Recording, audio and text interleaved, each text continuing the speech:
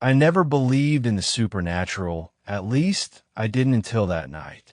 I was sitting in my small, dimly lit apartment when it happened. You know how you can feel the presence of someone standing just out of your line of sight, like you know they're there without even looking? That's how I felt when I first noticed the faint glow from the corner of the room. It wasn't a light I recognized. I hadn't left anything on, no lamp, no phone, no computer screen. It wasn't even the kind of glow I would expect from the moonlight filtering through the blinds. It was far too dim, almost like a phone screen on low brightness, just enough to make you second guess yourself. I was used to the quiet of my apartment, the kind of quiet that feels heavier than silence, the kind that presses down on your chest. But that night, as I sat on my couch, scrolling through my phone with a faint glow in the corner of the room, I realized something that made my heart stop. It was coming from an old phone. It couldn't be possible. The phone had been dead for weeks. I stood up, half dazed, unsure of whether I was still groggy from work or if something else was going on. The glow became a little brighter as I moved closer until I could see the outline of the old, cracked iPhone I'd forgotten about months ago. It had been lying on a dusty shelf by the window ever since it had completely stopped working. I remember the last time I used it, months ago, when it just froze up and the screen never came back on, no matter what I did. I'd written it off as one of those things that happens with old electronics and tossed it aside, forgetting all about it. But now it was glowing. As I reached for the phone, the screen blinked once, twice, and then settled into a steady, eerie glow. My heart raced. I picked it up, turning it over in my hand. The back was cool to the touch, the glass still shattered from the last time I dropped it, but it was unmistakable. It was the same phone. There was no way it could be on. I pressed the power button, and nothing happened. The screen remained lit, a faint, cold blue that seemed to draw me in, as if it was calling me, urging me to see what was on it. Something about it felt off. Not just the phone, but the air around me. That's when I heard the faintest sound, the softest hum, like a distant vibration. My stomach dropped. I couldn't explain it, but I knew something wasn't right. I sat back down, staring at the phone. Why was it glowing? I set the phone down, half expecting it to flicker out and return to its dead state. But the glow persisted. Just as I was about to get up and leave, something strange happened. The phone screen shifted. Letters appeared, one by one, as though someone was typing a message, slowly, deliberately. The words that appeared on the screen weren't what I expected. I know you're still here. I froze. My mind raced, searching for any explanation. Had someone hacked into the phone? Was it some kind of glitch or app one didn't know about? But none of that made sense. It was dead. The hum grew louder now, vibrating through the floorboards and making the hairs on the back of my neck stand up. And then the phone screen went completely black. Just as quickly as it had started, the glow was gone. I thought it was over. But then the vibration came again, and this time the screen lit up a second time. This time, the message was different. I know what you did. My blood ran cold.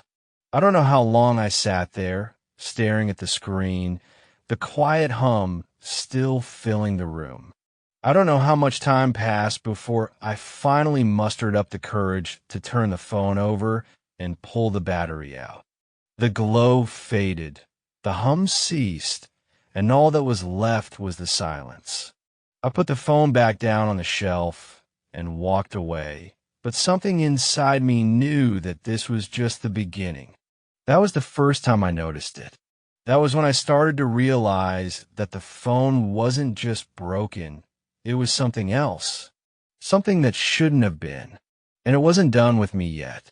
I couldn't stop thinking about the phone. Even after I turned it off and placed it back on the shelf, the sensation lingered. It was like the glow had burned itself into my memory.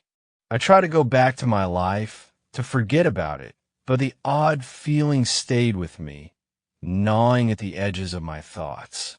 The next few days passed without incident, but that didn't make the unease go away. Every time I looked at the shelf where the phone sat, I felt a cold draft wash over me, though the windows were shut tight. There was something wrong, something off. I couldn't explain it. But then one night the phone was back in my hands. It started innocently enough, just another sleepless night, scrolling through social media, flicking through random articles. I was exhausted, but my mind wouldn't stop racing. I had a drink to calm my nerves and glanced over at the shelf where the phone sat. I was about to ignore it when I felt a strange compulsion to get up and grab it. I told myself it was just curiosity, nothing more. I reached for it, feeling the cool weight of it in my hand. The shattered glass was still there, but the phone looked strangely clean, almost like it had been wiped down. The faintest glow flickered across the screen, just enough to catch my eye. I had to turn it on. I pressed the power button. Nothing happened. But then, as I was about to give up and toss it aside, the glow returned. The screen flickered to life, and there was those same words, appearing letter by letter, slowly creeping across the screen, as if someone were typing them in real time. "Why did you leave me?" My chest tightened, and I felt a cold sweat form on my palms. This wasn't a glitch. It couldn't be. No dead phone could do this. I stood up, my fingers trembling as I held the phone closer, trying to read the words. The glow seemed to get brighter, more insistent. Another message appeared, but this one was different, more personal, more direct. "You knew what I was." I nearly dropped the phone. I backed away from it, feeling a heavy weight on my chest. My heart thudded in my ears, my thoughts racing. What was happening? Why was this phone doing this? Who was sending these messages? I dropped the phone onto the couch and stood there, breathing heavily, my mind spinning.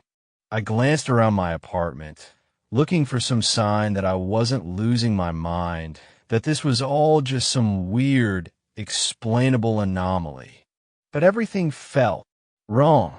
The hum started again, just like before, a faint vibration, low and constant, buzzing through the air.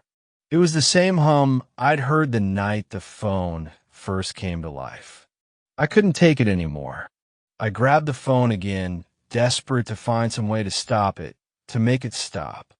Whatever this was, the screen flickered, and I froze, watching in horror as another message began to appear.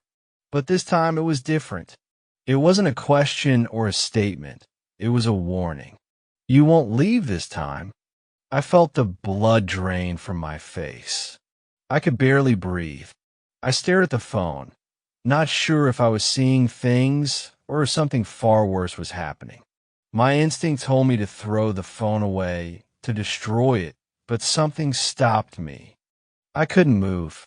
It was like I was glued to the spot. The glow grew brighter, and a strange, cold sensation began to seep through the room, like the temperature had dropped drastically.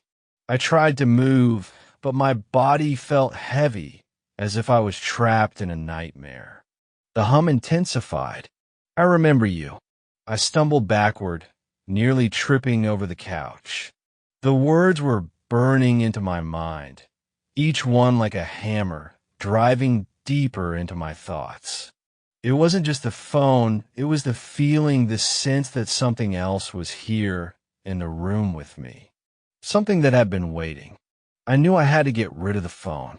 I had to destroy it. But the longer I stood there, the more I realized something else. Something far more terrifying. The phone wasn't just trying to contact me. It was trying to tell me something.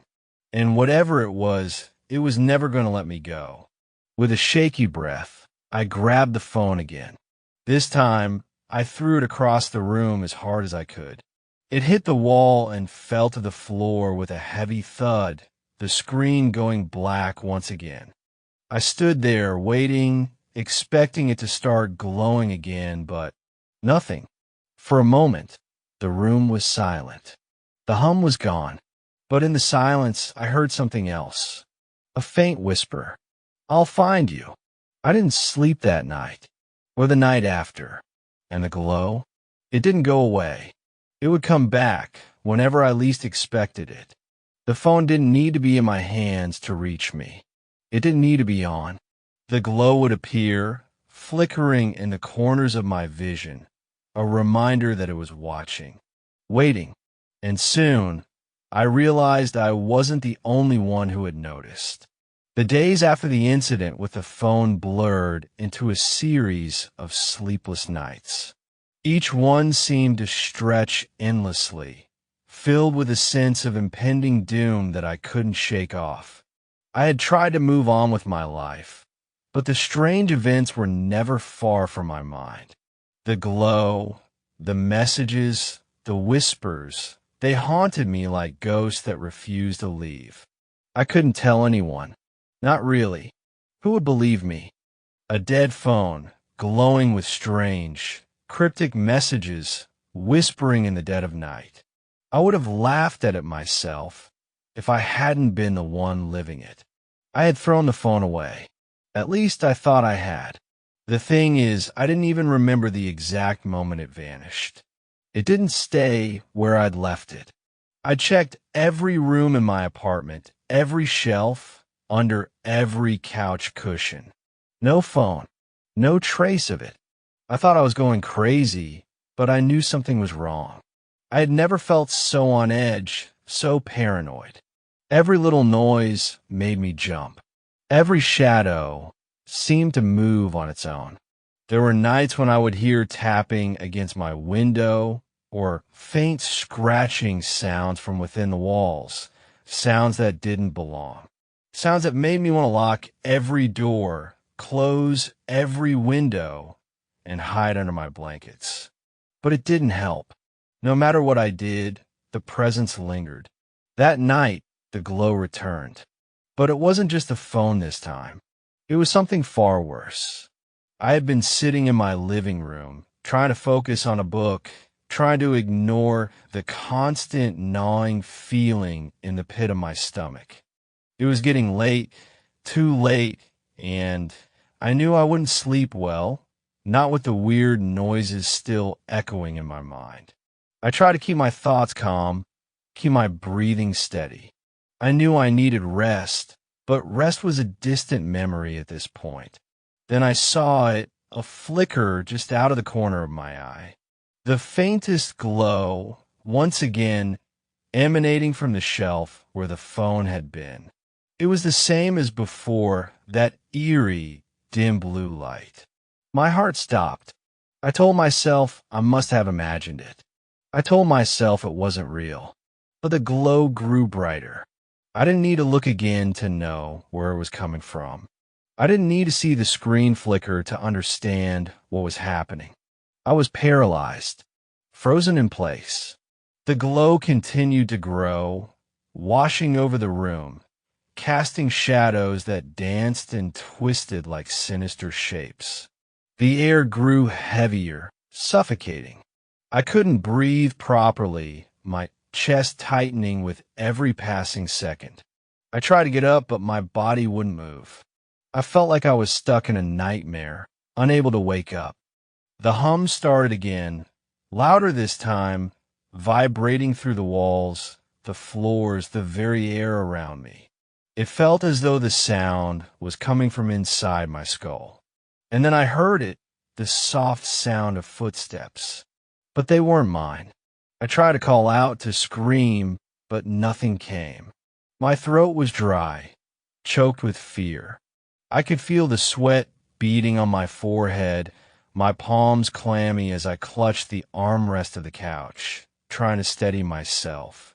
The footsteps were getting closer. I could hear them now, pacing back and forth, soft and deliberate, like a slow, creeping march. I squeezed my eyes shut, praying that it would end, that I would wake up from whatever twisted dream this was. But when I opened them, the glow had intensified, and the phone was no longer alone. There, sitting on the shelf beside it, was a figure.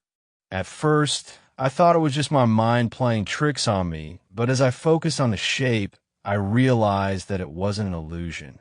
It was a person, an indistinct shadow, dark and formless, but there nonetheless. It was hunched over, its head low, almost as if it were staring directly at me, though I couldn't make out any features. The glow from the phone reflected off its outline, casting it in an eerie light. I should have screamed. I should have run, but I didn't. I was rooted to the spot, unable to look away, caught in some invisible force that held me in place. The figure, whatever it was, remained still, unmoving, its presence suffocating the air around me. Then, the phone screen flickered to life once again. The letters began to appear, slowly, one by one. My heart raced as I read them. I told you I'd find you. The words appeared on the screen, each one seeming to burn itself into my mind. The figure shifted, its outline becoming more defined, more real. I felt the room grow colder, the temperature dropping so rapidly that I could see my breath in the air. The hum was now so loud, so powerful, that it seemed to vibrate through my very bones. The footsteps resumed, now faster, closer. I finally managed to move, stumbling backward, my eyes never leaving the figure. My legs felt like jelly beneath me, but I somehow managed to get to the door. I reached for the handle, but before I could turn it, the door slammed shut on its own, the sound of it shaking the entire room. You can't escape. The words came from the phone, but they weren't typed by anyone. They were spoken aloud, in a voice that wasn't mine, a voice that seemed to come from all around me. The figure reached out toward me, its arms stretching unnaturally long, fingers twisting like grotesque claws.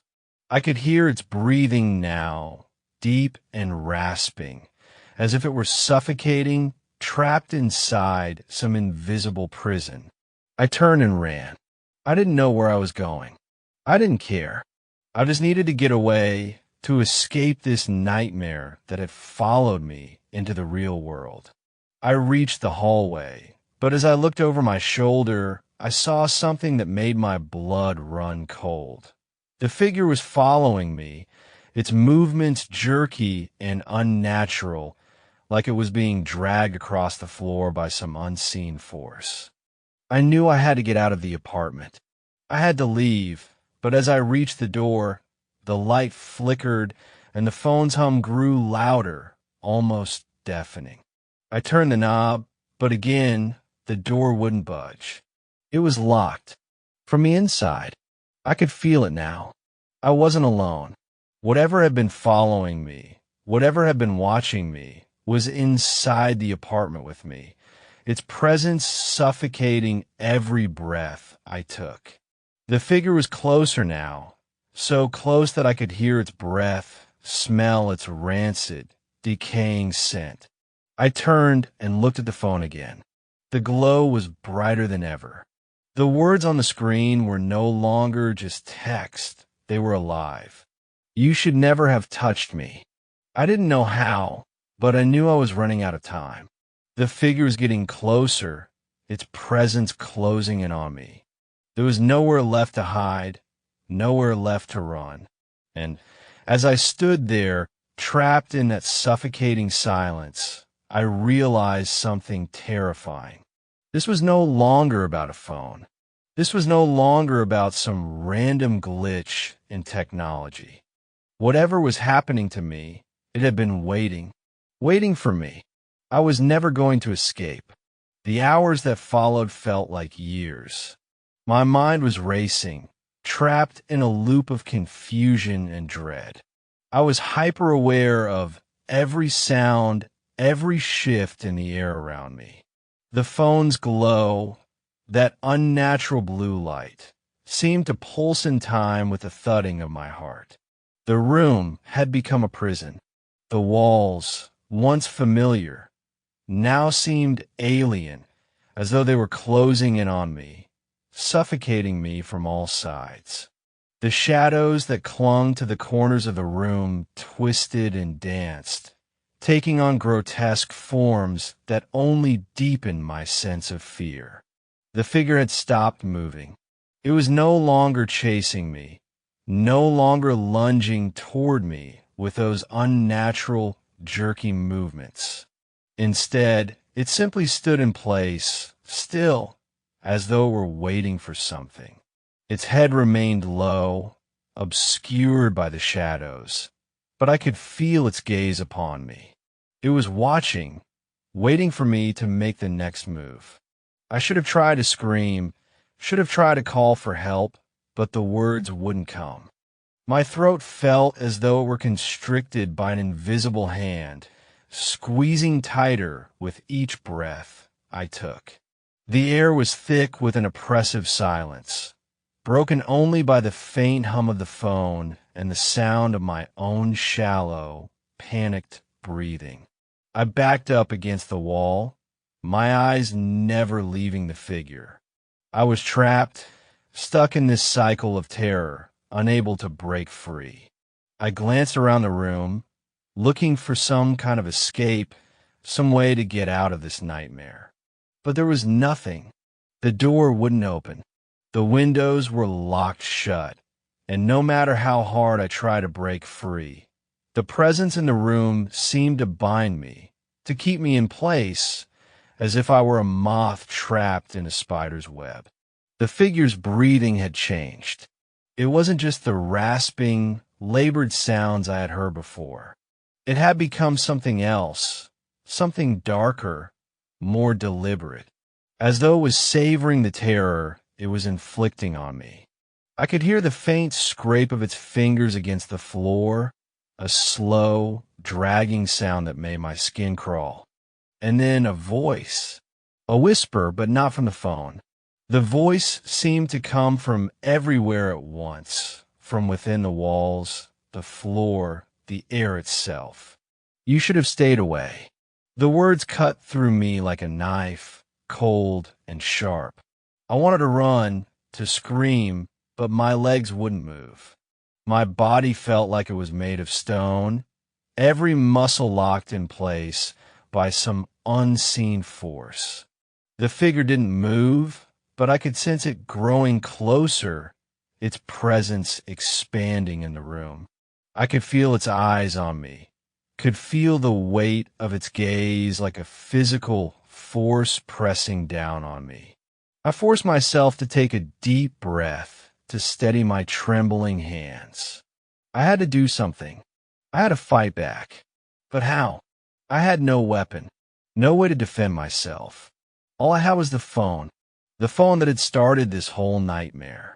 The phone that was glowing even now, casting its eerie light across the room. It felt like it was alive, like it had a mind of its own. It had led me to this moment, to this place of dread, and I had no idea what to do next. I reached out for it, despite every instinct in me telling me not to. The hum from the phone grew louder, more insistent, like it was calling to me, urging me to make contact. My fingers brushed the screen, and as soon as they did, the light flickered and the voice returned. You don't know what you've awakened. I pulled my hand back in a panic, my breath catching in my throat. It wasn't just a message. It was a warning I had ignored for far too long. I should have thrown the phone out the moment it started glowing. I should have never, ever touched it again. But now it was too late. The damage had already been done, and there was no turning back. The room grew colder. I could see my breath in the air now, a faint mist forming with every exhale. The temperature had dropped so low that I was shaking uncontrollably, my teeth chattering in the unnatural chill. The shadows in the room seemed to deepen, to grow more sinister, and I knew, deep down, that something terrible was coming. The figure had not yet made its move, but I could feel it preparing, waiting for its moment. And then the phone flickered again, and this time the screen flashed bright, blindingly so. I had to shield my eyes from the intensity of the light. When I opened them again, the room had changed. The walls had grown more jagged, more uneven, like they were being warped by some force I couldn't understand. The air was thick with an acrid smell, like burning rubber and rotting wood. And that was when I saw it. The figure was no longer just standing. It had moved. It was in front of me, so close I could feel the cold emanating from it. Its face was hidden in shadow, but I could see its hands now, long and twisted, clawing at the air like it was trying to grab hold of me. I could hear its breathing, ragged and strained, coming from somewhere deep within its chest. It was the sound of something ancient, something malevolent, struggling to break free. "You can't escape me." The voice was no longer a whisper. It was louder now, more commanding, as though it were speaking directly into my mind. The room felt like it was closing in on me, the walls pressing inward, the floor shifting beneath my feet. I could hear the faint sound of footsteps again, echoing from the far corners of the room, but now it wasn't just a figure. It was something else, something moving in the shadows, something far worse than the figure itself. The phone buzzed in my hand again, and I looked down, my heart pounding in my chest. The screen was filled with new messages, lines upon lines of text that blurred together in a dizzying mess. But one message stood out: "You're not alone anymore." I felt the blood drain from my face. My stomach lurched, and a wave of nausea hit me like a freight train. I looked up again, but this time the figure was not alone. There were others, shapes, dark and twisted, emerging from the shadows, their eyes glowing faintly in the dim light. The room was no longer just a room. It was a trap, a cage, and I was its prey. I turned to run, but it was too late. The phone's glow intensified, blinding me. The figures moved in on me, their cold, clammy hands reaching for me. I felt a cold grip on my arm, and then everything went dark. The darkness that followed was suffocating. My body went cold, as if every ounce of warmth had been drained from me, leaving me an empty shell. I couldn't move, couldn't speak. All I could feel was the weight of something pressing down on me, a relentless force that refused to let me go. The figures, those terrifying shapes with their glowing eyes, had surrounded me, their presence suffocating, their touch freezing. I was no longer sure where I was, or even if I was still alive. The world around me had become a blur of indistinguishable shadows and flickers of light. I thought I had heard voices, soft, whispering voices, but they came from everywhere, from the walls, from the floor beneath me, from inside my mind. I couldn't tell if they were real or just the twisted product of my fear. And then there was again the faint glow. The phone. I couldn't see it, but I knew it was there, somewhere in the dark. I could feel it calling to me, its hum reverberating in my skull, vibrating through the very air I breathed. The light was no longer the calm blue glow it had once been. Now it was a sickly, pulsating white, a light so bright it burned my eyes when I tried to focus on it. "You can't escape." The voice came again, but this time it wasn't just in my mind. It was real, low, and guttural, like a growl from the depths of some unseen creature. The sound made my skin crawl, my body stiffening in terror.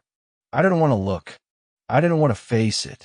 But the pull of the phone, the pull of whatever force controlled it, was too strong.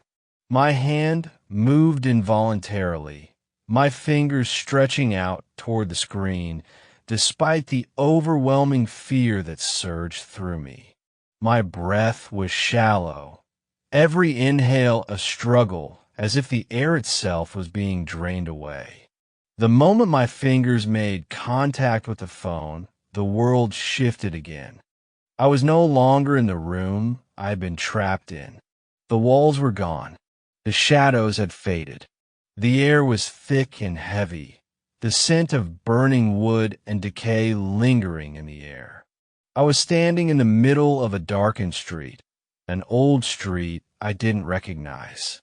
The buildings around me were dilapidated, their windows shattered, their doors hanging open as though they had been abandoned for years. I looked down at the phone in my hand, the screen now flickering erratically, flashing with strange, garbled images. For a moment, I saw faces, distorted, twisted faces, all contorted in expressions of pain and fear. They screamed at me, though I couldn't hear their voices. The images flickered and shifted like a broken television.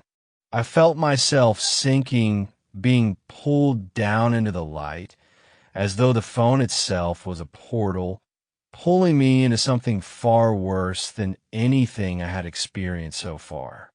"You should have never touched it." The voice came again, louder this time, filling my head with its deafening force. And that was when I realized it, the truth. The phone wasn't just a phone. It wasn't just some cursed object. It was a prison, a trap, a conduit for something ancient, something evil that had been waiting for a moment like this, waiting for me to stumble across it, waiting for me to use it, waiting for me to awaken it from its long, dormant slumber. And I had done exactly that. The figures, the ones I had seen before, were here too, walking toward me through the street, their long, skeletal limbs moving unnaturally, their eyes glowing faintly in the darkness. They were not human. Not anymore. Whatever they had once been, they had long since lost their humanity, twisted and changed by the same force that controlled the phone. I turned to run, but the street had no end. It stretched on forever, an endless loop of broken buildings and shattered glass. The air was thick with a sense of hopelessness, of doom. There was no escape, no way out. I was trapped in this nightmare, bound by the very thing that had brought me here. The phone buzzed in my hand again, and I couldn't resist. I had to look. I had to see what it was telling me now. The screen was covered with more messages, more cryptic warnings. "You belong to me now. I will never let you go. The end is only the beginning." Each message felt like a weight pressing down on my chest, each word tightening the grip that the phone had on my soul. I couldn't breathe. I couldn't move. I was frozen in place, my hand still clutching the phone, its light now burning through my skin. The glow was becoming unbearable, the pain shooting up my arm, radiating through every nerve in my body. There's nowhere left to hide. The last words hit me like a physical blow. The ground beneath my feet trembled, and I looked down to see cracks forming, deep, jagged fissures spreading out from where I stood. The earth was splitting, as though the very foundation of reality was crumbling away. And then, with a final, deafening crack, the ground gave way. I fell, and the darkness consumed me. The phone was still in my hand. Epilogue. The calling days passed. Weeks. Maybe longer. I don't know anymore. Time has lost all meaning since that night. Sometimes I wake up, and I'm not sure if I've woken from a dream or if the nightmare is still going. The phone is always there, always glowing. I've tried to throw it away. I've tried to burn it, to break it, but nothing works. It always comes back, and each time it does, it brings something new, more messages, more faces, more figures in the shadows, always watching, always waiting. I know now that it isn't over. It will never be over. The phone will keep calling, and I will keep answering. Forever. Because it owns me now, and I can never escape.